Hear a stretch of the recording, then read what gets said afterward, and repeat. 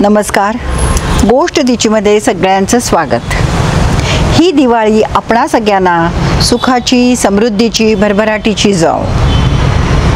आपली सातारची मैत्रीण आणि तिची नर्मदा परिक्रमा हे सगळं ऐकून पायी परिक्रमा करण्याचा निर्णय तुम्ही पण घेतला असणार, बरोबर ना? आपली आजची मैत्रीण पण सातारचीच आहे. इंटर स्कूल डिबेट कॉम्पिटिशनमध्ये जिंकलेली आणि वक्तृत्व कला उपजतच असलेली अशा ह्या मैत्रिणीचा आलेख बघा कसा उंच गेलाय. पुण्यातल्या ज्याला इतिहास आहे, ज्याला मानाचं स्थान आहे, अशा कला दालनात तिचा सन्मान करण्यात आलाय. तिला पुरस्कार देण्यात आलाय. उत्सुकता वाढली आहे ना? चला तर मग ऐकूया गोष्ट तिची.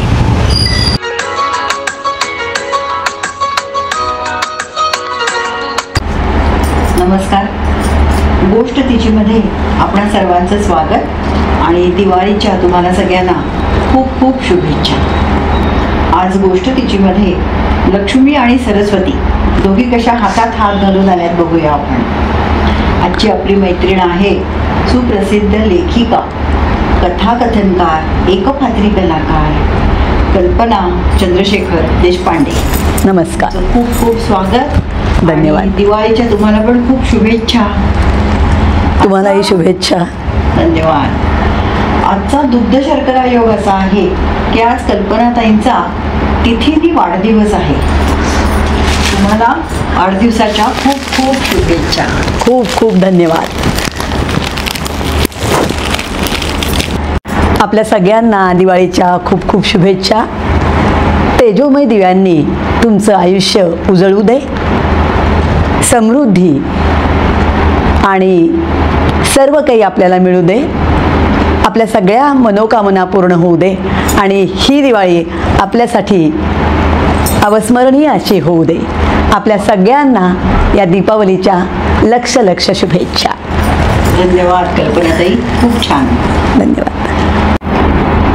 कल्पनाताईंची आपल्याला थोडक्यात ओळख करून देते. मागच्याच वर्षी नामांकित पुरस्कार, बालगंधर्व पुरस्कार त्यांना सन्मानित झालेला आहे. तसंच आर्टिस्ट ऑफ द इयर हा पुरस्कार पण त्यांना मिळालेला आहे. असेच वेगवेगळ्या कथांनाही त्यांचे पुरस्कार लाभलेले आहेत. तर कल्पनाताई देशपांडे म्हणजे निवेदिका, लेखिका, कथाकथनकार आणि एकपात्री कलाकार. त्याचप्रमाणे वेगवेगळ्या ठिकाणी जज म्हणून सुद्धा त्यांना बोलवलं जातं. तर असं नावाजलेलं व्यक्तिमत्व आज आपल्याला लाभलंय. आपलं खूप भाग्य आहे की दिवाळीच्या छान दिवशी, लक्ष्मीपूजनाच्या दिवशी आपल्याकडे त्यांचं येणं झालेलं आहे. गोष्ट तिचीमध्ये आज आपण तुमची सगळी कारकीर्द जाणून घेऊया. खरं म्हणजे कारकीर्द म्हणण्याचं एवढं मी काही केलेलं नाही आहे, पण हां, मला सांगायला आवडेल आपल्याला नक्कीच. मला सुरुवात करायची आहे. अगदी कल्पना देशपांडे ह्या नावाने आम्ही सगळे तुम्हाला ओळखतो, पण तुमचं माहेर कुठलं, नाव काय किंवा काय शिक्षण, साधारण बॅकग्राऊंड सांगाल का तुमची? हो. मी पूर्वाश्रमीची कल्पना चरेगावकर. सातारचा जन्म माझा आणि सातारला माझं कॉलेजपर्यंत शिक्षण वगैरे सातारला झालं आणि त्याच्यानंतर मी सर्व्हिस करत होते. सर्व्हिस काही वर्ष केली आणि नेहमीसारखं बाकीच्यांची लग्न होतात तसं लग्न, मुलं बाळं, बरोबर, असा माझा तो प्रवास होता सगळा. आणि मग सर्व्हिस वगैरे साताऱ्यामध्ये करत होता का पुण्यात? साताऱ्यामध्ये म्हणजे मी अपडाऊनही करत होते, सातारहून वाई, कराड अशा ठिकाणी. आणि लग्नानंतर पुण्यात झाल्यानंतर, पुण्यालाही आल्यानंतर मला अपडाऊन करायला लागलं होतं. त्यामुळे मी वेगवेगळ्या डिपार्टमेंटला आणि वेगवेगळ्या ठिकाणी सर्व्हिस केलेली आहे. अच्छा अच्छा. आणि मग तुम्हाला मुलगा वगैरे झाल्यावर घरी कोण होतं, सासू सासरे वगैरे? हां, मला 2 मुलं आणि माझ्या मुलांची परवरिश, सांभाळ सासू सासऱ्यांनीच केला आणि तो खूप महत्त्वाचा. कारण मुलांवर संस्कार हे आजी आजोबांकडून जास्त चांगले होतात आणि त्यांनी आनंदाने माझ्या मुलांचा सांभाळ केलेला होता. तुमची जॉईंट फॅमिली? हो, नक्कीच. पण मग तुम्ही नोकरी किती वर्ष केली का सोडली किंवा काय? तसे मी 12 वर्ष सर्व्हिस केली, पण मिस्टरांची लखनौला ट्रान्सफर झाल्यानंतर मग मी सर्व्हिस सोडून दिली. अरे, एकदम लखनौला गेला? हो, लखनौला. कसं काय वाटलं लखनौ तुम्हाला? मस्त, लखनौला खूप छान वाटलं मला. मेन म्हणजे क्लायमेट तिथे एक्स्ट्रीम असलं तरी लोक खूप छान आम्हाला तिथे मिळाले. म्हणजे आमचं सर्कल जे होतं ते खूप छान होतं. आणि मुख्य म्हणजे महाराष्ट्र मंडळ लखनौ जे आहे ते त्यावेळेलाही कार्यरत होतं आणि आत्ताही आहे. तर तिथे आम्ही अगदी सक्रिय सभासद होतो आणि त्यामुळे आम्ही रमलो. म्हणजे खरं सांगायचं तर लखनौहून निघताना 8 वर्ष आम्ही होतो आणि नंतर निघताना आमचा पाय निघत नव्हता. बरं. इतकं त्या लोकांनी आम्हाला आपलंसं केलं होतं. 8 वर्षामध्ये 8 वर्ष रमलात तिथे. रमलो पण अगदी. मग तुमचं हे लिखाण म्हणा किंवा बाकी कामं म्हणजे एकपात्री प्रयोग किंवा कथाकथन करणं हे तेव्हापासून सुरू झालं का काय? तेव्हापासूनच सुरू झालं म्हणायला हरकत नाही. पण खरं तर मला आवड साहित्य, नृत्य आणि नाटक वगैरे या सगळ्याची म्हणजे सांस्कृतिक आवड ही मला शाळेपासूनच होती. बरं. म्हणजे शाळेत असतानाही मी छोट्या छोट्या नाटकात काम करत होते किंवा नृत्य असेल, वक्तृत्व स्पर्धा याच्यात मी भाग घेत होते. पण नेहमीसारखं शालेय जीवनातलं काही पुढं ते कॉलेजमध्ये टिकलं नाही आणि सर्व्हिस करताना तर नाहीच नाही.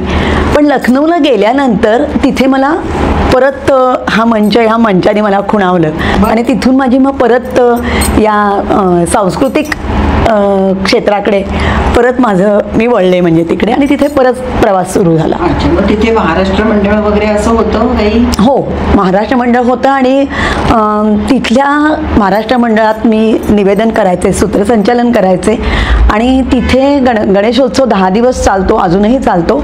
आणि त्या गणेशोत्सवामध्ये आपल्या महाराष्ट्रातली जी व्यावसायिक नाटकं आहेत तिथे त्यांना आमंत्रित केलं जातं आणि ती नाटकं तिथे असतात.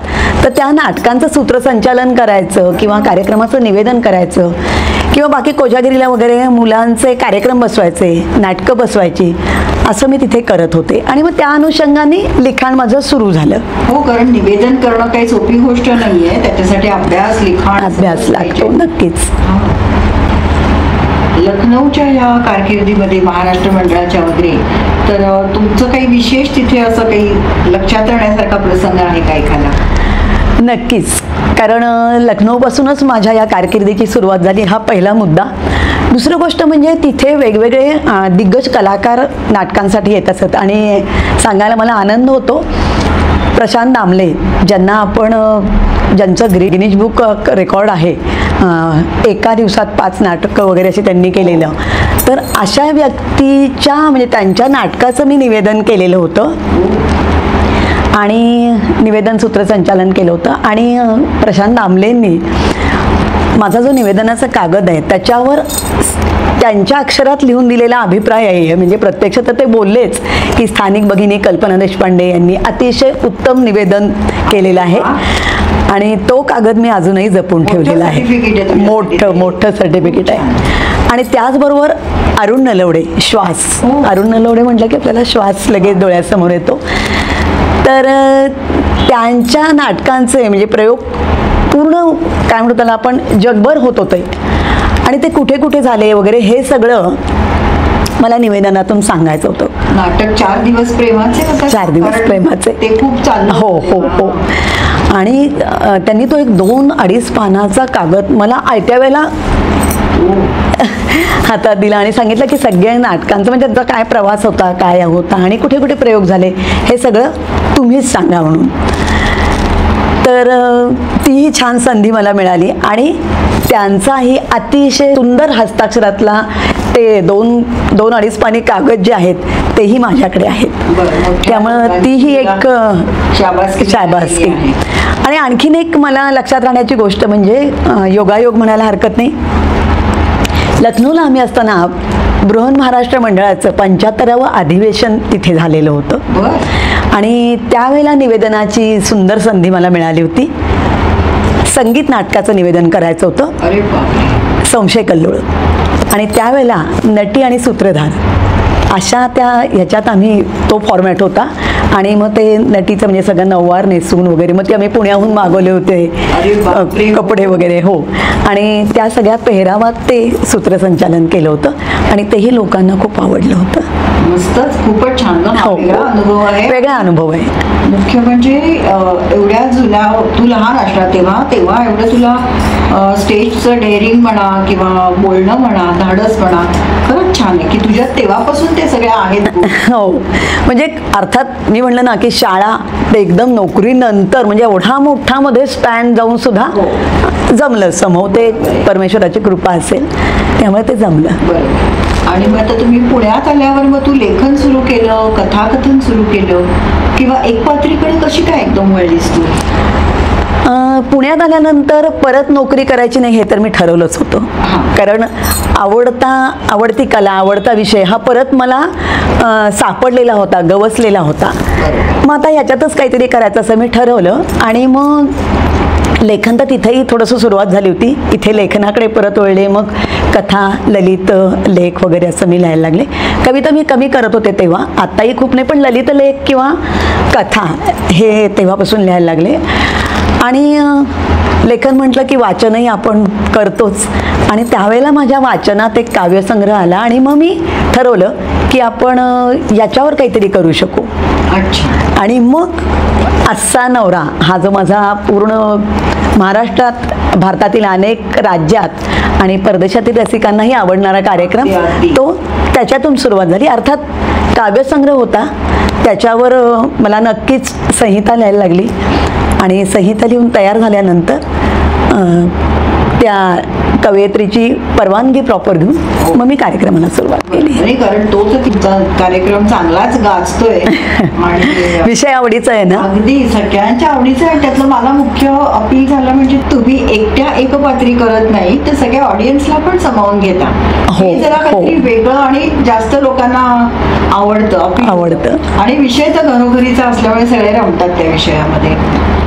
नवऱ्यांचा विषय असल्यामुळे नवरे आणि बायका तेवढेच तितके रमतात आणि तुम्ही म्हणला तसं की इंटरॅक्शन असल्यामुळे त्यांना मी सामावून घेते, त्यामुळे त्यांना मजा येते. की असं नाही की आपण नुसतंच कार्यक्रम बघत बसलोय, त्यामुळे मजा येत असावी. कार्यक्रम खुलतो एकमेकांमध्ये. किती प्रयोग झाले असतील तरी त्याचे? 1000च्या वर नक्कीच झाले असतील. अरे बापरे. म्हणजे 600-650 झाल्यानंतर मी मोजणं थांबवलं, तर 1000च्या वर नक्कीच झाले. आणि किती वर्ष करताय साधारण? या जून महिन्यात 19 वर्ष पूर्ण झाली. अरे बापरे. बर. आणि अक्षरशः हा सगळ्यांना तो कार्यक्रम आवडतोय, सगळ्यांनी जरूर बघा. मला अजून एक तुमचा भाग आवडतो म्हणजे कथाकथन. तुम्ही ज्या कथा लिहिता, म्हणजे बाकीच्यांच्या तर वाचताच तुम्ही कथाकथन करता, पण तुम्ही स्वतः लिहिलेल्या ज्या कथा आहेत त्या सुद्धा इतक्या भावतात. त्या कथेंमधलं तुमचं पात्र आणि प्रवास वर्णन म्हणा किंवा प्रसंगाचं वर्णन म्हणा, ते अगदी डोळ्यासमोर आमच्या उभं राहतं आणि ते खूप भावतं एवढं नक्कीच. किंवा हृदयस्पर्शी म्हणतात तशा कथा असतात तुमच्या. तर ते तुम्ही कसं काय, म्हणजे तुमचं लिखाण कसं कधी करता किंवा कधी वेळ काढता? खरं सांगायचं तर आत्तासुद्धा डोक्यात खूप विचार असतात, पण एकपात्री कार्यक्रम, कथाकथन आणि लेखन या सगळ्यामुळे मधून वेळ काढायला लागतो.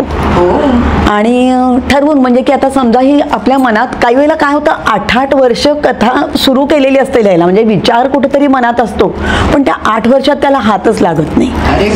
आणि काही वेळेला असं होतं पटकन की नाही ही आपल्याला लिहायची आहे म्हणजे लिहायची आहे आणि मग ती पटकन होते. शक्यतो कथा लिहायला मी रात्रीच बसते, म्हणजे रात्री जरा शांत वेळ असतो, निवांतपणा असतो. आणि माझ्या कथा आहेत त्या काल्पनिक तर त्याच्यात असतं, नाही असं नाही आहे, पण शक्यतो आपल्याला काय भावलंय किंवा आपण आजूबाजूला काय पाहतो त्यातून काय टिपता येईल तसं टिपलं जातं माझ्याकडून आणि तो विषय पण कथेचा माझा होऊ शकतो आणि मग त्याच्यावरही कथा लिहिली जाते. म्हणजे मला वाटतं तुम्हाला ही उपजत देणगीच आहे की असं टिपलं जाणं किंवा पटकन इथे क्लिक होणं म्हणतात तसं, की ते आपण नोटीस केलं जातं तुमच्या, नोटीस केलं जातं योग्य वेळेस ते उतरलं जातं. हो. किंवा काही वेळेला असे काही विषय असतात की ते कुठेही काही पाहिलेलं नसतं, काही नसतं, पण हां सुचलंय आणि सुचलंय की मग ते उतरलं जातं. सगळ्यात आवडीची कथा अशी काही आहे का तुमची एखादी? खरं तर कथांचे वेगवेगळे प्रकार मी लिहिलेत. विनोदी आहेत, सामाजिक आहेत, त्याच्यानंतर थोडंसं रहस्याकडे वळणाऱ्या, पूर्ण रहस्यमय नाही पण रहस्याकडे वळणाऱ्या कथा तशाही आहेत.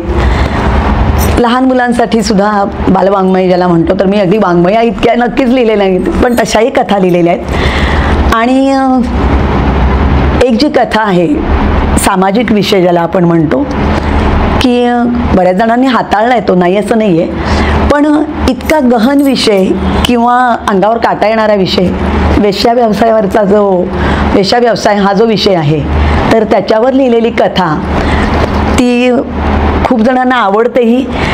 त्याचं लेखन मला स्वतःला आवडले.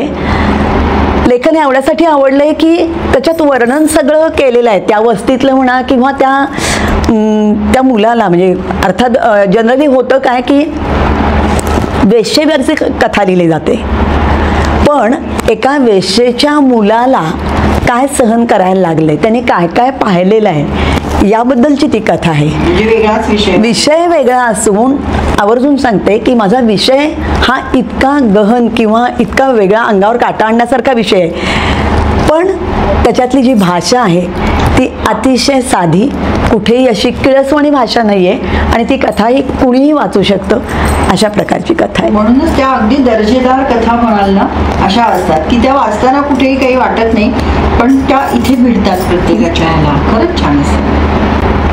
कथाकथन तुम्ही एवढं मोठं करता, तर त्याचं पाठांतर तुमचं कसं काय होत आणि एवढं, म्हणजे खूपच अवघड गोष्ट आहे की ती तुम्ही वर्ड टू वर्ड, आम्ही जर ऐकल्या 2-2दा तुमच्या कथाकथनाचा कार्यक्रम बघितला तर बरोबर सगळं तसंच असतं, तर ते पाठांतर कसं काय करता येतं? खरं सांगायचं तर कथाकथनासाठी मी पाठांतर कधीच करत नाही. ती कथा मी 5-6 वेळा वाचते आणि त्या कथेतली पात्र जी आहेत ती माझ्या डोळ्यासमोर अशी यायला लागतात. ती कथा इतकी माझ्यात रुजत जाते आणि मी त्याच्यात इतकी काय म्हणतो त्याला इन्व्हॉल्व झालेली असते की मला कथा ती अशी पाठ करायला कधीच लागत नाही. त्यातलं एक मात्र आहे की लेखकाच्या, म्हणजे मी माझ्या कथा सांगते तेव्हा ते कमी जास्त झालं तरी चालतं, पण मी दिग्गज साहित्यिकांच्या ज्या वेळेला कथा घेते त्यावेळेला त्यांची जी महत्त्वाची वाक्य आहेत, त्यांना जे काही म्हणायचं आहे ते मात्र सुटता कामा नये.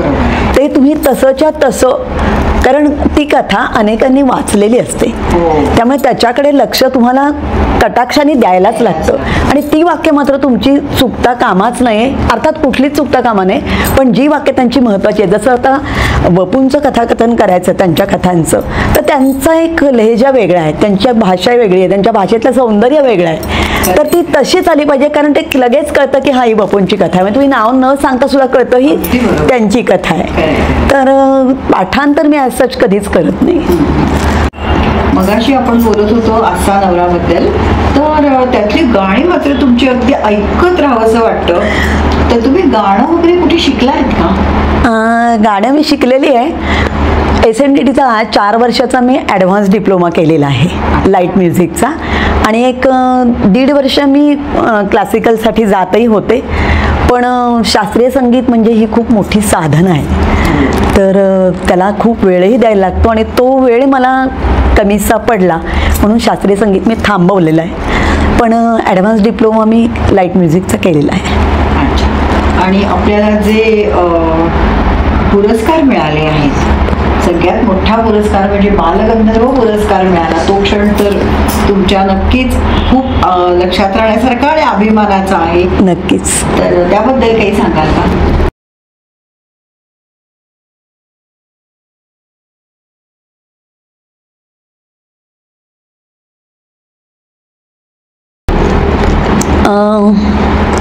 एकपात्री कलाकार म्हणून मला बालगंधर्व पुरस्कार मिळाला आणि हा पुरस्कार जो मिळाला त्यावेळेला तो पुरस्कार घेतानाच इतका अंगावर काय म्हणतो त्याला रोमांच असे होते आणि अक्षरशः डोळ्यातून पाणी यायचं बाकी होतं, कारण बालगंधर्वांसारख्या एवढ्या मोठ्या दिग्गज व्यक्तीच्या नावाचा पुरस्कार आणि त्याच वास्तूमध्ये म्हणजे बालगंधर्व रंगमंदिर आहे हो. तिथे तो पुरस्कार मिळालेला होता.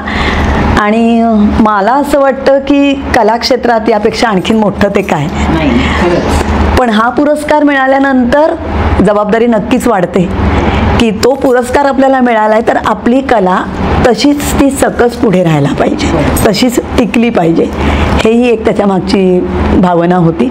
आणि तो पुरस्कार म्हणजे बस म्हणजे इथे थांबायचं नाही आहे, पण हां आपण इतके वर्ष काहीतरी करतोय थोडं का विना, तर त्याची आपली नक्कीच दखल घेतली गेलेली आहे याचा आनंद झाला. आपला यशाचा ग्राफ चांगला चाललाय त्याचं आपल्याला एक समाधान मिळतं. समाधान वाटतं. आणि त्याच वर्षी तुम्हाला आर्टिस्ट ऑफ द इयर पण मिळाला. हो. तर एकपात्री कलाकार परिषद महाराष्ट्र ही जी संस्था आहे त्या संस्थेतर्फे वर्षभरात एकपात्री कार्यक्रम जास्तीत जास्त ज्या कलाकारांनी केलेले आहेत आणि दर्जेदार आणि कुठे केलेत यालाही तितकंच महत्त्व आहे. तर ते पाहून तो पुरस्कार दिला जातो आणि तोही पुरस्कार मला प्राप्त झालेला आहे. हो नाही, खूपच अभिमानाची गोष्ट आहे. आणि अजूनही तुम्हाला बरेच पुरस्कार मिळाले आहेत.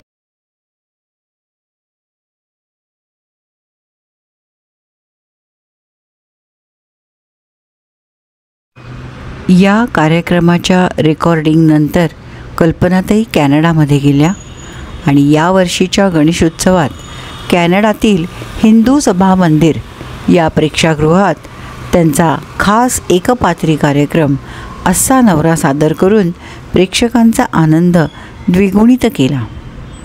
कल्पनाताई, तुमचं खूप खूप अभिनंदन.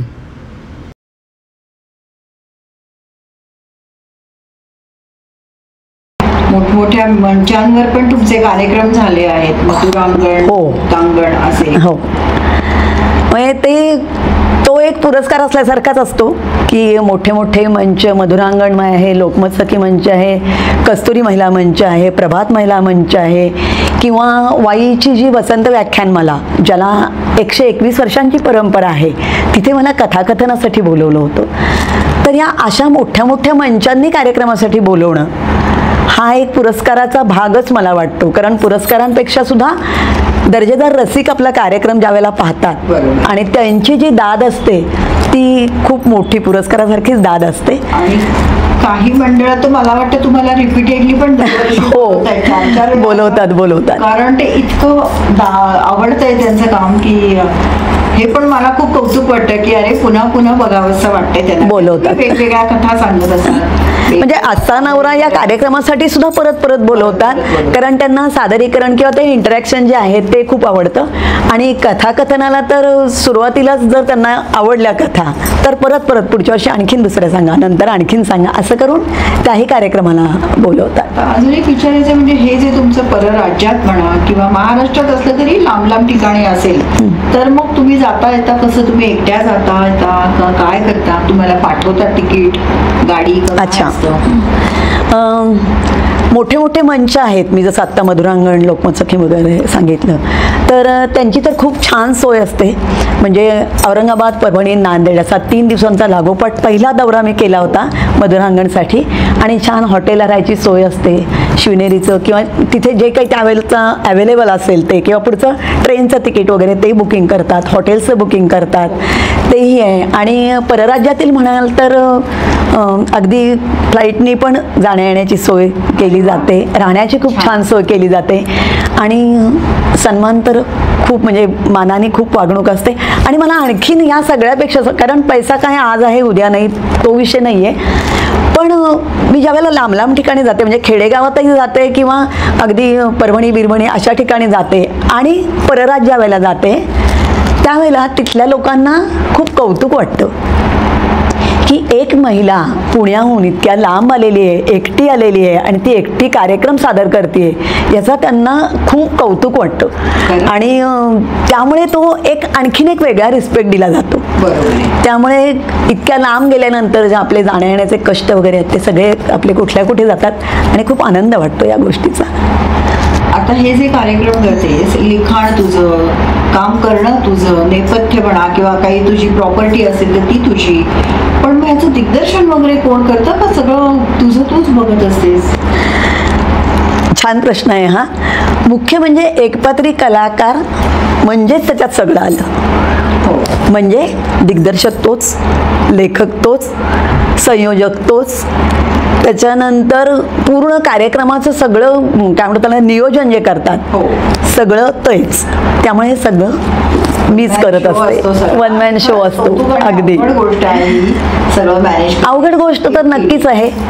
एकपात्री कला सादर करणं हीच मुळात अवघड गोष्ट आहे, कारण मंचावर कुणीही आपल्या आसपास नसतं. बरोबर. यश मिळालं आपलं, अपयश आपलंच. आता हे सगळं नियोजन आणि हे सगळं तुम्ही बघता तुमचं, पण मग घरच्या जबाबदाऱ्या ह्या तर असतातच. आणि मला सांगायला अजून माहिती म्हणजे यांचं व्रत वैकल्य, पोथी वाचन, पूजा, सत्यनारायण, नैवेद्य हे इतकं रितसर रेग्युलर चालू असतं. एवढंच नाही तर त्यांचा व्यायाम, चालणं ह्यातही कधीही खंड नसतो. आणि त्यांना आवाज तर नक्कीच जपायला लागतो. आवाज जपायला लागतो. तर मला नेहमी प्रश्न पडतोय की हे सगळं करताना घरनं तुम्हाला किती साथ आहे, मिस्टरांची वगैरे? खूप छान प्रश्न आहे आणि मला हे सांगायला आवडेल की माझ्या कुटुंबियांचा माझ्या मागे खूप खूप सपोर्ट आहे आणि त्यामुळेच मी हे करू शकते. म्हणजे असं म्हणतात ना, एका यशस्वी पुरुषाच्या मागे स्त्री असते, पण मी जे काही करते आहे त्याच्या मागे नक्कीच माझे पती अगदी खंबीर उभी असतात आणि त्यांचा खूप मला सपोर्ट आहे. पतीचा तर आहेच आहे, मुलांचाही आहे. म्हणजे इथे मला सांगायला एवढं आवडेल की मी कार्यक्रमाला जाताना मला घरातल्या काही कटकटी, संसार माझ्या मागेही आहे, पण अशा खूप कटकटी मागे लावत नाही. तू हेच करून जा, तेच करून जा, ते कधीच नसतं.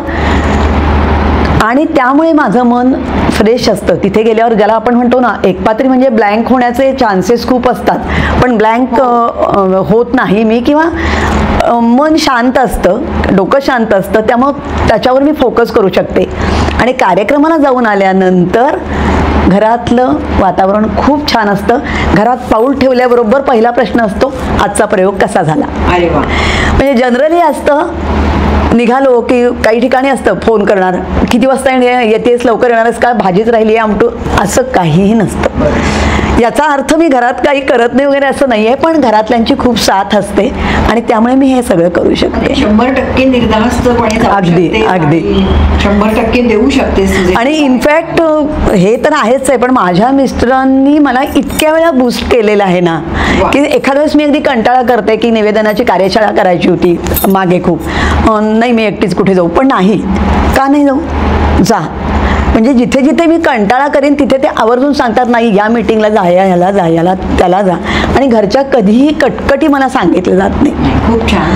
तुला मुलं वगैरे किती, काय? मला 2 मुलं आहेत. मोठा मुलगा IT मध्ये आहे आणि सून आहे, नात आहे, एक 6 वर्षाची नात आहे. छान. धाकटा मुलगा. 2 मुलं आहेत मला, मुलगी नाही आहे, बरं. पण सून हीच माझी मुलगी. छान. आणि मला एक विचारायचं होतं, तुमचा धाकटा मुलगा मला वाटतं त्याचं साधा माणूस म्हणून रील्स तो करतो. हो. तर त्यात तुम्ही दोघं पण असता, मिस्टर देशपांडे आणि तुम्ही पण. हो, हो, आणि हो. ते इतकं छान असतं की मी बघते तर सगळ्यांना आई आणि बाबा पण तेवढेच आवडतात जेवढा त्यांचा धाकटा मुलगा चैतन्य चैतन्य देशपांडे, त्याचा साधा रील.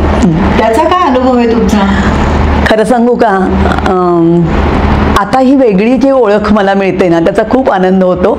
इंस्टाग्रामसाठी तो साधा माणूस हे त्याचं चॅनल आहे आणि त्याच्यासाठी तो रील्स करत असतो. रील्स मला वाटतं 30 सेकंदाची, 1 मिनिटाची वगैरे एवढी रील्स असतात. पण त्या रील्समध्ये आईबाबा म्हणजे घरचेच सगळे विषय असतात आणि म्हणून ते मला वाटते पाहणाऱ्यांना जास्त रिलेट होतात, आवडतात.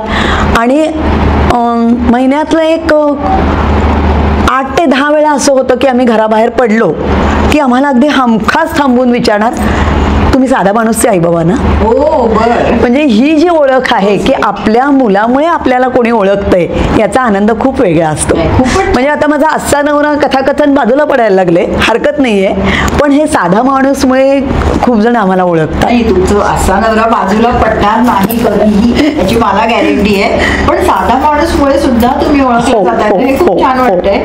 आणि मला माहिती आहे माझ्या फ्रेंड सर्कलमध्ये वगैरे ना ते आई बाबा आहेत ना, त्यामुळे त्याला अजून एक असा पर्सनल टच आलाय. बरोबर. आणि छोटे छोटे विषय हलके फुलके तुम्ही जाहिरातीत पण हल्ली दिसायला लागलाय. हो. या साधा माणूसमुळे तो इतका पॉप्युलर झाला आणि मला वाटतं ते मला फारसं त्यातलं माहीत नाही कारण मी इन्स्टा वगैरे नाही आहे त्याच्यावरती नाही आहे पण त्यांचे व्ह्यूअर्स वगैरे इतके वाढलेले आहेत त्यामुळे आम्ही बऱ्याच ब्रँड्सच्या जाहिराती केलेल्या आहेत. आणि त्यांची डिमांड असते की फॅमिली ओरिएंटेड आहेत जाहिराती तर त्याच्यात आईबाबा हवेत. म्हणजे मेन्स एव्हेन्यूची जाहिरात आम्ही केलेली आहे. केप्र जगप्रसिद्ध मोठा ब्रँड आहे त्याची केलेली आहे. नंतर योगाचं एक सेंटर आहे योगाच्या सेंटरची केलेली आहे. शूजच्या कंपन्या अशा बऱ्याच जाहिराती पण आम्ही केलेल्या आहेत. त्यामुळे ज्या क्षेत्राला मी कधी अजून तिथपर्यंत गेले नव्हते हात लावला नव्हता तर ह्या मुलामुळे माझं म्हणजे माझ्या मिस्टरांचं माझं दोघांचं पदार्पण त्याच्यामुळे या जाहिराती क्षेत्रामध्ये झालेलं आहे. बरोबर. त्यामुळे बघा आता हळूहळू कसं होतंय आधी आई होती कला क्षेत्रात मग मुलगा हळूच कधी ह्याला कळलं नाही आणि आता बाबा नाही तो घेऊन पण मुलगा तो त्याच्या ह्याच्यावर आलेला आहे. आईचं त्याच्याशी काही नाही. तुमचे गुण आले त्याच्यात किंवा काय असं मला म्हणायचं. त्याला म्हणजे मध्ये मोदींचा एक काहीतरी इव्हेंट दिलेला होता आणि याला कंटेंट क्रिएटर्स असं म्हणतात तर तो कंटेंट क्रिएटर म्हणून त्याला तिथे आमंत्रित केलेलं होतं. तर ते आम्हाला अगदी प्राऊड फिलिंग होतं की त्याला तिथे आमंत्रित केलं होतं. म्हणजे आणखीन बरेच होते कंटेंट क्रिएटर पण त्याच्यात त्याचा नंबर लागला होता आणि त्याला बोलवलं होतं. हे पण अभिमानाची गोष्ट नक्कीच आहे. नक्की. हा आणि मध्यंतरी त्याला मी इन्स्टावर बघितलं होतं परराष्ट्र मंत्री एस जयशंकर त्यांच्याबरोबर त्याचा फोटो होता. हो.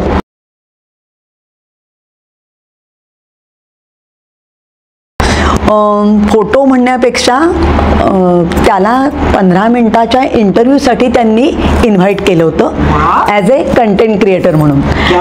आणि तो इतका छान त्याचा अनुभव होता किंवा आम्ही सुद्धा ते सगळे फोटोज वगैरे पाहताना ते आम्हाला इतकं छान वाटलं की एवढ्या मोठ्या माणसाने या नवीन फील्डमधल्या मुलांना इतका वाव दिलेला आहे आणि त्याला महत्त्व दिलेलं आहे त्या फील्डला.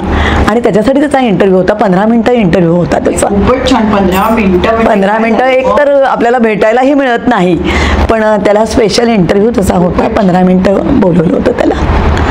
अजूनही मला आठवत आहे की त्याचं फुटबॉलशी रिलेटेड काहीतरी मोठ्या ह्याच्यात तो करतोय. हो हो. आपल्याकडे बहुतेक सगळ्यांना फुटबॉल प्लेयर्स माहीत असतात पण हा फुटबॉल फ्रीस्टायलर आहे. म्हणजे ती एक वेगळी कला आहे आणि त्याच्यात परदेशात त्याला खूप मानतात आणि म्हणजे ह्या कलेला खूप मानतात आणि तिथे वेगळ्या वेगळ्या कॉम्पिटिशन्स असतात. तर त्यांनी आत्तापर्यंत बऱ्याच देशात आपल्या इंडियाला त्यांनी रिप्रेझेंट केलेलं आहे. आणि आताही ऑगस्टमध्ये जी कॉम्पिटिशन होणार आहे UK त्याच्यासाठीही त्याचं नॉमिनेशन आहे त्याच्यासाठी तो जाणार आहे. आणि फना कॉम्पिटिशन असा एक वेगळा प्रकार असतो ते किंवा फ्रीस्टायलर्सचा एक वेगळी कॉम्पिटिशन असते त्याच्यासाठी तो जातो आणि इंडियाला रिप्रेझेंट करतो. खूपच कौतुक आहे. भारताला रिप्रेझेंट करतो काय छोटी गोष्ट नाहीये. अगदी सुंदर अभिमानाची गोष्ट आहे. चैतन्याची माहिती ऐकून आम्हाला खूप छान वाटलं की ऐकलं होतं त्याच्याबद्दल त्यानिमित्ताने आज आपल्याला हे ऐकायला मिळालं. तुमचं एकपात्री आणि लिखाण कविता हे सगळं छान चालू आहे पण माझ्या मनात असा प्रश्न आहे की समजा हे तुम्ही नसतं केलं किंवा समजा ह्या साईडला नसता वेळा तर तुम्हाला काय करायला आवडलं असतं. जे अजूनही मनात राहिलेलं आहे ज्याची इच्छा आहे तर उपशास्त्रीय संगीत शिकायला मला आवडलं असतं. हो बरं. खरं म्हणजे माझा तो प्रयत्न होता पण मी मगाशी म्हटलं तसं की शास्त्रीय संगीत किंवा उपशास्त्रीय म्हणायलाही हरकत नाही या सगळ्याला ही साधना आहे त्याला खूप वेळ द्यायला लागतो. तर उपशास्त्रीय संगीत शिकायला मला खूप आवडलं असतं. अच्छा. तुम्हाला मगाशीच तुम्हाला विचारायचं होतं असा नवरामध्ये तुम्ही जी शेवटची झलक आम्हाला दाखवता तशी आता आम्हाला प्रेक्षकांना एखादी छोटी झलक ऐकायला आवडेल. बघते प्रयत्न करून. आज लक्ष्मीपूजनाचा दिवस आहे दिवाळी आहे तेव्हा या दिवाळीसाठीच एक छोटीशी बंदिश गाण्याचा प्रयत्न करते. बरेच वर्षांनी करते प्रयत्न. सजाओ दीप सब मिल सजाओ दीप सब मिल शुभ घड़ी मंगल दिन आयो शुभ घड़ी, मंगल दिन आयो, सजाओ दीप सब मिल, सजाओ दीप, सजाओ घर सब रंग दो, सजाओ घर सब रंग दो, प्रेम की जोत बढ़ाओ सब, सजाओ दीप सब मिल, सजाओ दीप सब मिल, शुभ घड़ी मंगल दिन आयो, शुभ घड़ी मंगल दिन आयो, सजाओ दीप सब मिल, शुभ घड़ी मंगल दिन आयो, शुभ घड़ी मंगल दिन आयो, सजाओ दीप, सजाओ दीप, सजाओ दीप. मस्त. धन्यवाद. छान. मला सगळ्यांना नक्कीच आवडलं असणार आहे. धन्यवाद. धन्यवाद. खूप छान. तुम्ही एकपात्री करता, तुम्ही कथाकथन करता, पण मग तुम्हाला काही ठिकाणी जज म्हणून पण बोलवलं गेले का, आणि तिथला अनुभव कसा होता मग? कला क्षेत्राशी निगडीत ज्या ज्या स्पर्धा आहेत त्या अनेक स्पर्धांना मी परीक्षक म्हणून गेलेली आहे. एकपात्री कलाकार परिषद महाराष्ट्र यांच्यातर्फे एकपात्री स्पर्धा खास महिलांसाठी घेतलेली होती. त्याचं जज म्हणून मी काम केलेलं आहे. त्याच्यानंतर आंतरशालेय नाट्यस्पर्धा असतात, एकांकिका स्पर्धा असतात, नंतर रोटरियन्सच्या वगैरे स्पर्धा असतात, नंतर नाट्यप्रवेश त्याच्या स्पर्धा असतात. अशा वेगवेगळ्या स्पर्धांना, किंवा सकाळतर्फे नाट्यवाचन स्पर्धा होतात त्याच्या स्पर्धा, त्या स्पर्धांचं जज म्हणून, किंवा काही मंचांच्या अगदी मंगळागौरीच्या स्पर्धा असतात, तर त्याचं जज म्हणून पण मी काम केलेलं आहे. आणि तो खूप छान अनुभव असतो बरं का. म्हणजे अशा वेगळ्या वेगळ्या स्पर्धांना आपण गेल्यानंतर मला तर असं वाटतं की आपणही समृद्ध होत जातो, आपण त्यातून शिकत जातो. कारण आत्ताच्या मुलांच्या कल्पना इतक्या भन्नाट आहेत, इतक्या सुरेख कल्पना असतात. त्यांचं ते म्हणजे वेशभूषा तर खूप सुंदर असतेच, पण नेपथ्य बघण्यासारखं असतं जे आपण विचारही करू शकत नाही अशा प्रकारचं नेपथ्य केले जातं. म्हणजे अगदी कॉलेजच्या मुलांचं तर वेगळंच आहे, त्यांचं वेगळंच आहे, शाळेच्या मुलांचं वेगळं आहे. आणि जी आमची एकपात्री कलाकार परिषद महाराष्ट्र यांच्यातर्फे जी स्पर्धा झाली महिलांची एकपात्री, काय एकेकीने सुंदर त्याच्यात हे करून दाखवलं. ॲक्टिंग इतकं सुंदर केलेलं होतं, लिखाण इतकं सकस होतं. तर या निमित्तानं खूप छान छान अनुभव येतात. पण त्याचबरोबर काही कटू अनुभवही असतात बरं का. कटू याच्यासाठी की मी आता नाव घेत नाही, पण काही मोठ्या संस्थांच्या स्पर्धा, त्या स्पर्धा झाल्यानंतर घरी फोनही येतात की हो, की या शाळेला म्हणा किंवा या संस्थेला म्हणा, यांना म्हणा की तुम्ही जरा नम्रात आणायचं पहा. अरे बापरे. खरं हे सांगायला नकोय, पण असे कटू अनुभव येतात. त्यांचं बरोबर असतं, त्यांचाही एक उद्देश त्याच्या मागचा चांगला असतो. म्हणजे त्याच्यात त्यांना त्या संस्थेशी, शाळेशी काही घेणं देणं नसतं, पण सगळ्यांना सहभाग मिळावा किंवा त्यांना प्रोत्साहन मिळावं म्हणून मग अशा ह्यांना तुम्ही नंबर द्या वगैरे असा त्यांचा उद्देश असतो. पण असेही अनुभव येतात. पण या सगळ्यातून महत्त्वाचं हे आहे की आपल्यालाही नव्याने काही शिकायला मिळतं, नवीन काही पाहायला मिळतं. आणि सकस जे लिखाण आहे, नवनवीन विषय जे हाताळले जातात, तर ते नवनवीन विषय आपल्यापर्यंत पोहोचतात ज्याचा आपण कधी विचारही केला नव्हता. असे विषयही आपल्याला पाहायला मिळतात, ऐकायला मिळतात. आणि हे ऐकून छान वाटलं की नव्या पिढीने पण हा पुढे चालवलाय तुमचा. नक्की नक्की नक्की खूप. आणि या अनुषंगाने सांगते की सध्या तर एकपात्रीला फुल स्कोप आहे. एकपात्रीला डिमांड खूप आहे. अवघड तितकंच आहे, पण त्याची डिमांड तेवढीच आहे. पण त्याचं प्रशिक्षण वगैरे पण मिळतं का? हो हो, अगदी प्रशिक्षण, प्रॉपर प्रशिक्षण मिळतं. त्यांचे क्लासेस घेतले जातात. आणि लिखाणापासून ते तुमचं सादरीकरण कसं असलं पाहिजे किंवा स्टेज डेअरिंग कसं असलं पाहिजे, मंचाशी तुमची ओळख कशी व्हायला पाहिजे, मंचावरचा तुमचा वावर कसा असला पाहिजे, या सगळ्याचं शिक्षण दिलं जातं. नाही, आणि तुमचे ते आवाजातले चढ उतार वगैरे बघून तर आम्ही थक्कच होतो की क्षणात असा आवाज तर क्षणात तसा आवाज. बरोबर. छान वाटतं आम्हाला ते ऐकायला, बघायला. तर आता तुम्ही भावी पिढीचं आता एवढं सगळं सांगितलं की क्रिएटिव्ह आहेत आणि छान छान करतायत हो, हो. नृत्य वगैरे, तर भावी पिढीला आपल्या तुम्ही काही सल्ला द्याल का? आत्ताच्या पिढीची तयारी आहेच आहे, कष्टांची नाही असं नाही, पण पुन्हा तेच सांगते की क्षणिक जी तुम्हाला प्रसिद्धी मिळते त्याच्याकडे न वळता किंवा त्या प्रलोभनामध्ये न अडकता तुम्ही ही साधना आहे असं समजून ही कला तुम्ही साधनेतून म्हणजे तुम्हाला कशी ती अवगत जास्त होईल त्याचा विचार केला पाहिजे. तुम्ही जसं विचारलं की प्रशिक्षण काही आहे का, कला उपजत असावीच लागते हे बरोबरच आहे, पण त्याला पैलू पाडण्याचं काम जे आहे ते प्रशिक्षणातून मिळतं. तर ते प्रशिक्षण नक्की घ्या किंवा तुम्ही सतत करत राहा, त्यातून तुमची कला जास्त खुलेल किंवा त्याला चांगले पैलू पडतील आणि ती सर्कस कला मग प्रेक्षकांना नक्कीच आवडेल. तेव्हा पटकन तुम्हाला यश कसं मिळेल, कीर्ती कशी मिळेल याच्या मागे न लागता त्याचा ध्यास घ्या.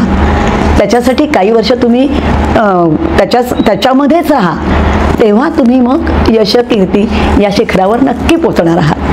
म्हणजे कष्ट करत राहा, त्याचा ध्यास घेऊन कष्ट करायला लागतात. म्हणजे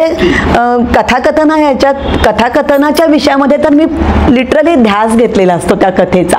ती कथा सतत माझ्या डोक्यात असते. हो, कारण मगाशी जे ऐकलं की ती अंगात भिनलेलीच असते, त्याशिवाय नाही एवढं चांगलं सादरीकरण होणार. कारण प्रेक्षकांसमोर ती पात्र आपल्याला उभी करायची आहे. तुम्हाला ह्याच्यात कधी कुठे अशी कौतुकाची काही थाप वगैरे मिळाली आहे का? अनेक वेळा मिळालेली आहे कौतुकाची थाप, पण सगळ्यात महत्त्वाची कथाकथनाच्या संदर्भात सांगते मी,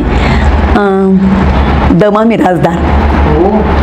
कथाकथन म्हटलं की आपल्या महाराष्ट्राचे लाडके, डोळ्यासमोर पटकन नाव ज्यांचं येतं, उत्तम लिहिणारे आणि तितकंच सकसपणे सादर करणारे, तर त्यांची कौतुकाची थाप माझ्या पाठीवर आहे आणि ते शब्द अजूनही माझ्या लक्षात आहेत. त्यांनी मला हेच सांगितलं होतं की मी वेगवेगळ्या कथा ज्या वेळेला सादर करते त्याच्यात अंगावर काटा आणणाऱ्या कथा आहेत, सामाजिक आशयाच्या आहेत, रहस्य कथा आहेत, विनोदी कथा आहेत आणि एक तर कथा अशी आहे की ज्याच्यात सगळे पुरुष पात्र आहेत.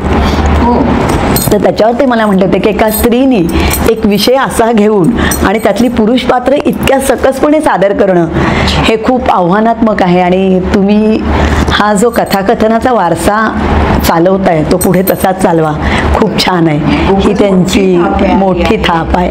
खूपच छान. आणि असंच मला आजचा नवरा या कार्यक्रमाबद्दल पण सांगायला आवडेल. रसिक कुठलेही असू दे, म्हणजे ते दिग्गज असू दे किंवा सर्वसाधारण रसिक असू दे, त्यांनी पुन्हा पुन्हा आपला कार्यक्रम पाहणं आणि 6 वेळा कार्यक्रम पाहून तो मला खूप आवडतो. आणि अशी मला अगदी लेखी म्हणजे मला मेसेज आलेले आहेत की तुमचा कार्यक्रम आम्ही 6 वेळा पाहिला पण तो तितकाच ताजा वाटतो. बरोबर, ही पण मला तितकीच मोलाची थाप वाटते. खूप छान. तर कल्पनाताई, मला आता आपल्याला अजून एक शेवटचा प्रश्न असा विचारायचा आहे जो गोष्ट तिची मध्ये मी सगळ्या महिलांना विचारते की तुमच्या मते स्त्री म्हणजे काय?